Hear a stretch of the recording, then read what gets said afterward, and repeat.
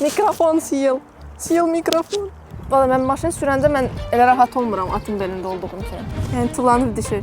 Keçik dedim. Ona da həyatın keyfi çox yaxşıdır.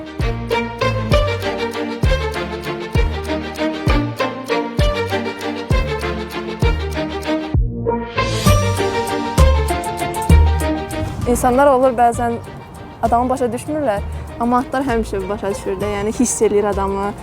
Ara sıra elə olur ki, maşın sürəndə tıxac olur və fikirləşirsən ki, bəs kaş atımı götürüb gedərdim, tıxacda dayanmazdıq. Hər günüm mənim atlarla keçir, səhər saat 7-də gəlirəm və ilk dövləyə gələndə bütün atlar qışqırır, məni görüb sevinirlər. At mənim çox vəfalı dostumdur, bəlkə də insanlardan da yaxşıdır. Yəni onun gözünə baxanda başa düşmək olar ki, bəs doğrudan da səni sevir. Elə atlar var ki, tülkü olurlar.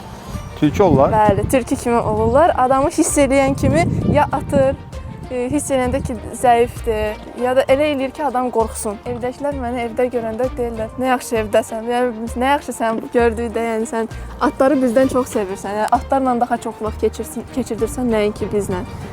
Doğrudan da mən atları çox sevirəm amma. Uşaqlıqdan idmanla məşğul olmuşam, 14 il bədii gimnastika ilə məşğul olmuşam, sonra isə atçılığa keçmişəm. Atçılıq daha çox xoşuma gəlir. Məşq vaxtı atın keyfi olub-olmamağını hiss eləmək olur. Məsəl üçün, atların oynamağı var, yəni atı minirsən və at oynayırsa sənin altında, yəni tullanıb düşür, keçik kimi dedim.